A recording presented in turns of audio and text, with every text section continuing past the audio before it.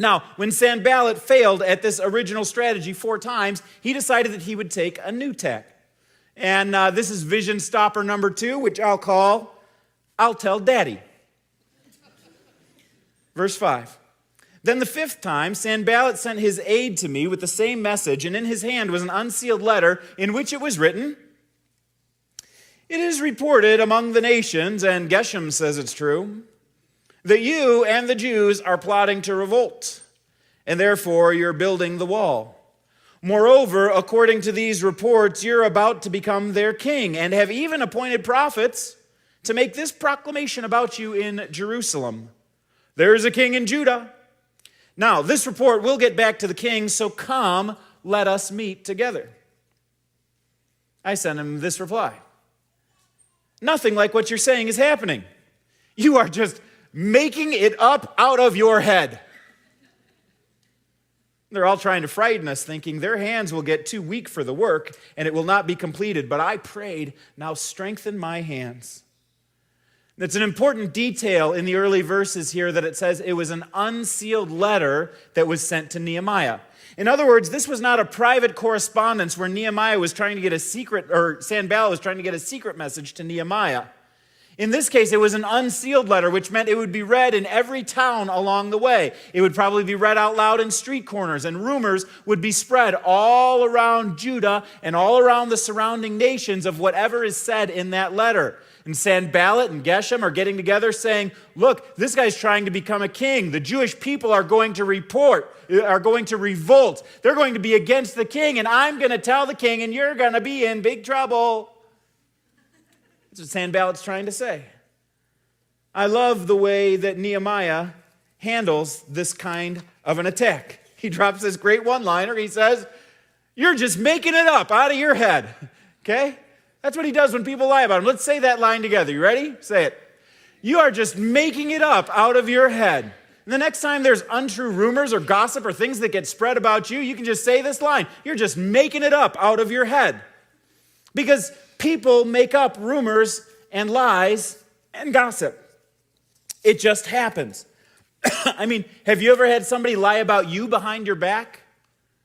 Or start spreading rumors that might get back to the boss and undermine your credibility? People lie all kinds of ways. You ever been sitting in a chair and someone comes up to you and says, you know, a bunch of people are saying, and then you fill in the blank? And when you ask them, well, who's saying it, and can I go back and help make things right, you find out it's not really a bunch of people, it's just them. People lie that way all the time. People will lie with statistics, too. Did you realize that 75% of all statistics are just made up on the spot? And studies show that if I say that, 62% of you won't even believe that that's a statistic. Now, here's what I love about Nehemiah. Nehemiah doesn't get caught up in the gossip or all of the problems. He doesn't give a rip that people are lying about him. He doesn't care about the rumors. He knows that Artaxerxes trusts him. He's got a relationship with the guy. So he just tells the truth. You're making it up in your head, and I'm not going to stop what I'm doing. Nobody believes you. Just hand me another brick, because I've got a great vision that I'm about doing, and I cannot come down from the wall. The wall has to be built one brick at a time, so I'm going back to the work. Nehemiah won't be sidelined by the critics, and neither should you, because anytime somebody's about doing a great vision, the critics will come out. It's easy to criticize the coach after he makes a really stupid call in the fourth quarter. It's easy to criticize the politicians who come up with really bad legislation.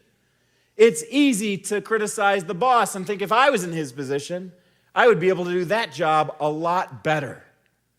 But when you're the person who is doing the vision, you can't be sidelined by the critics who are going to come after you, who are going to come dog you. You need to just call it like it is, tell the truth, and keep working.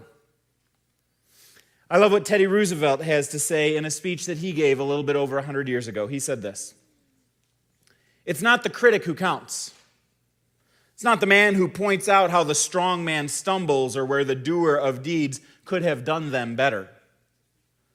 The credit belongs to the man who is actually in the arena, whose face is marred by dust and sweat and blood, who strives valiantly, who errs, who comes short again and again because there is no effort without error and shortcoming, but who actually strives to do the deeds, who knows great enthusiasms, the great devotions, who spends himself in a worthy cause, who at the best knows in the end the triumph of high achievement, and who at the worst, if he fails, at least fails while daring greatly, so that his place shall never be with those cold and timid souls who neither know victory nor defeat. Roosevelt says, don't be a critic. Be a visionary. Be the man in the arena. Get in the game. Whether you fail or whether you succeed, it's better to be in the arena than be a critic on the sidelines. Nehemiah looks at the people who try and stop him with criticism, and he just says, you're just making it up out of your own head. Now hand me another brick. One more brick, put in the wall, one step closer to completion.